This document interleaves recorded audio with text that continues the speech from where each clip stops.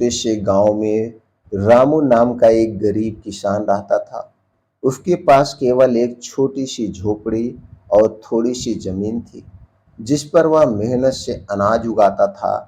लेकिन साल दर साल अकाल, बीमारी और दुर्भाग्य के कारण उसका परिवार बहुत दरिद्र हो गया था। उसकी पत्नी सुमन और दो बच्चे अक्सर भूखे सो जाते थे। एक बार गांव में भयंकर बारिश हुई तो रामू की फसल बर्बाद हो गई। उसके पास खाने के लिए कुछ नहीं बचा था। निराश, थक हार कर वह एक दिन जंगल की ओर चल पड़ा और एक पेड़ के नीचे बैठकर खूब दहाड़ दहाड़ के रोने लगा। तभी वहां से एक वृद्ध साधु गुजर रहा था। उन्होंने रामू से पूछा, बेटा, तुम इतने दुखी क्यों हो?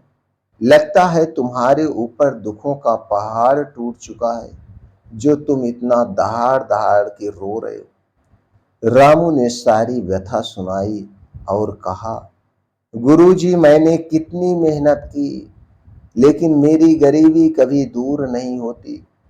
माँ लक्ष्मी मुझ पर कभी मेहरबान नहीं होती हैं।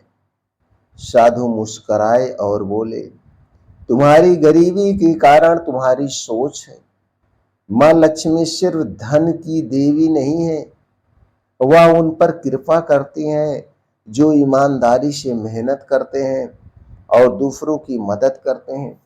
तुम्हारे घर में एक पुराना घड़ा है, उसे साफ करके उसमें हर रोज एक मुट्ठी अनाज डालो। चाहे तुम्हारे पास कितनी भी कमी क्यों ना हो, जब घड़ा भर जाए तो उसे किसी जरूरतमंद को दान कर देना। माँ लक्ष्मी तुम्हारे घर अवश्य आएंगी।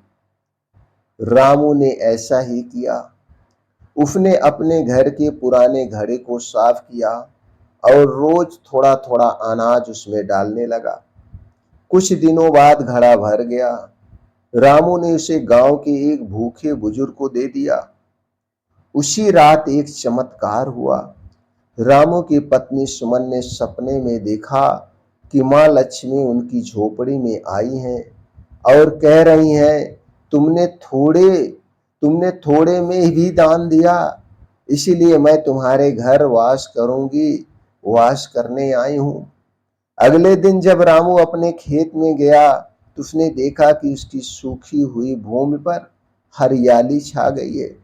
उसकी फसल फिर से उग आई है। कुछ ही दिनों में उसकी आर्थिक स्थिति सुधर गई। उसने अपने घर में माँ लक्ष्मी की पूजा शुरू की और हमेशा दान देने का नियम बनाया। धीरे धीरे उसका परिवार समृद्ध हो गया। दोस्तों, इस छोटी सी कहानी से हमें क्या शिक्षा मिलती है?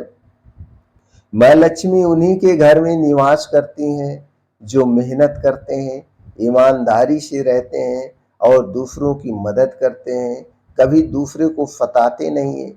गरीबी दूर करने के लिए धन का जुगाड़ नहीं, बल्कि अच्छे कर्म और दान की आदत जरूरी है। जो देता है उसे माँ लक्ष्मी कभी नहीं भूलती हैं, हमेशा ऊपर उसके ऊपर दया दृष्टि बनाए रखती हैं।